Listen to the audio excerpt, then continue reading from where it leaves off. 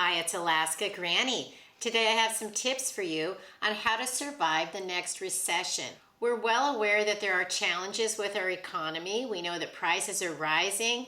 If you've been to the grocery store, food is astronomically increasing on very many items. We also know that the price of gasoline is shooting up. There are crop losses all over the world. Countries are having problems feeding their own people, which is putting restrictions on exporting and importing of food. There seem to be problems making sure that everyone in the world has enough food available to them. Interest rates were just increased. The ongoing war in Russia and Ukraine is costing us billions of dollars, and there's no end in sight. We need to go forward with a positive outlook, knowing that small changes can make big improvements in our quality of life. First of all, you want to stay positive and know that you are in charge of yourself. You have the ability to affect the outcome of what happens in your life to an extent. There's always bad things that happen to everyone, but we still have some control over how we plan, how we prepare, and then how we respond to the challenges of life. My number one tip for how to survive the next recession is to stash cash. Get out of debt if you are in it. Save up any extra money that you can. Some people say immediately, I can't save any money. I can't cut back. I'm already stretched beyond belief. But if you look over your budget and you start from ground zero, what do I actually have to have in my budget rather than subtracting what's already in there? Start from ground zero. What does it cost you to actually live in your home? What does it cost to keep the lights on? What does it cost to put food on the table and to have basic transportation? And some health care, of course. Then after that, everything really is negotiable. Everything else could be considered a want and not an absolute need. There are ways that we can still find a few dollars to cut back and add into our cash stockpile and use that money to buy some prepping supplies. It just gets harder nearly every day. If you thought it was hard to prep a year ago, times are becoming more challenging. Prices a year ago now look great. Everything costs more now. Incomes haven't gone up to meet those challenges. So if it was hard a year ago, it's harder today. What do you think could possibly be coming in the future? So we still have a chance to be in charge of our actual cash flow, our budget, and our money, that we can stash some cash, get out of debt, and then prepare to face an unknown future. Buy food. Stock up on foods that you can store in your prepper pantry. Begin with some basic, just tear open and eat food so that if there's an emergency, you have to bug out, something happens, your power stops running, the water isn't running, you can still have something to tear open and eat. Things like granola bars, fruit pouches, jerky, all those different kinds of foods that are just tear open and eat. You don't have to prepare anything. You just need to eat them. And those are some things that you want to have to begin with.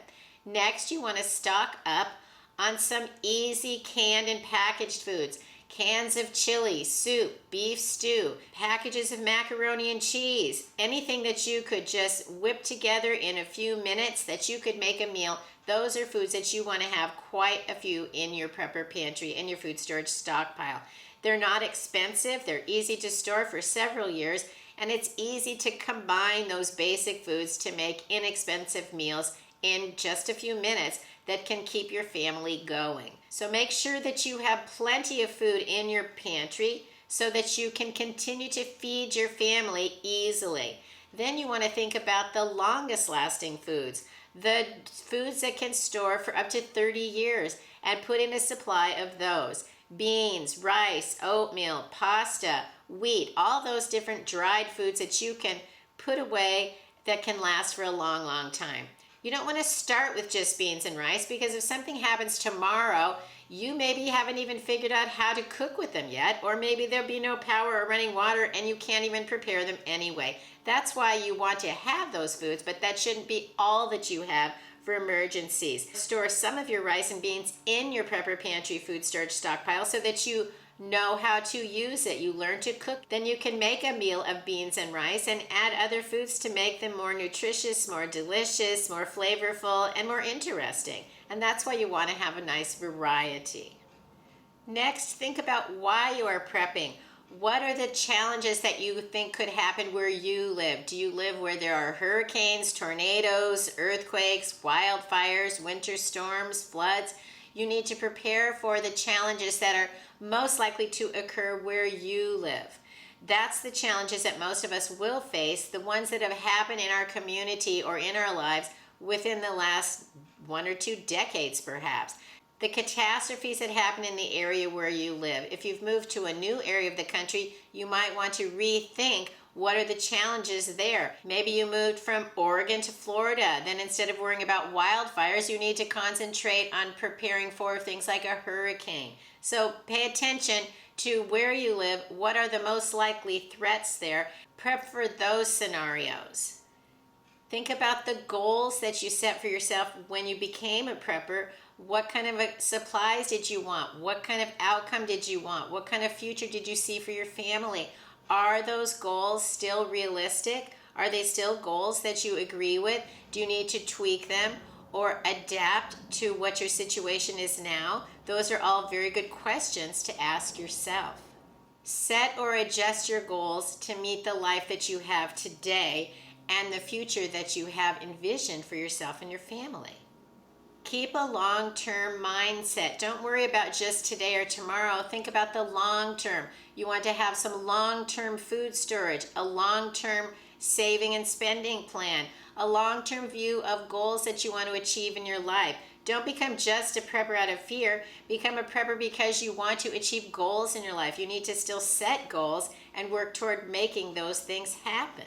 Yes, we want to prepare for the downturn, but we also want to be preparing for the joyous, happy, successful times, because those come in all of our lives as well. Don't panic over the news. It can cause you to have too much stress. It can cause you to make the wrong decisions in times of crises. You want to already have a plan of how you can deal with things, and then when you do hear something unexpected, pause and think about it. Let it sit in. Let it settle in and have a time to reflect on it and figure out, what are the challenges? Is this real? Does it really affect me? What can I do to keep myself safe? Sometimes we have to let those things percolate around in our mind and in our heart and soul so that we can make the right decision. Usually snap decisions don't turn out to be the best decision, so we don't want to immediately react. We want to think about it and then be proactively putting in our plans and our sensibilities into action to respond to challenges. What's the best tip I have for you for how to survive the next recession? Stay positive, continue to learn new skills, make new friends, find like-minded people, and do the things that enrich your life. Spend time with your family doing things that build you up, that make you happy, that give you shared memories. Learn new things, spend time with those you love, and we're going to be able to make the best of it, especially once we add in the supplies that we've been stockpiling, rotating, and replacing. If you have any tips on how to survive the next recession, leave it in the comments below so it can give us thought-provoking ideas of how we can better able ourselves to face an unknown future. I hope you'll like my video, share it with someone else you think might enjoy it, and please subscribe to the Alaska Granny channel.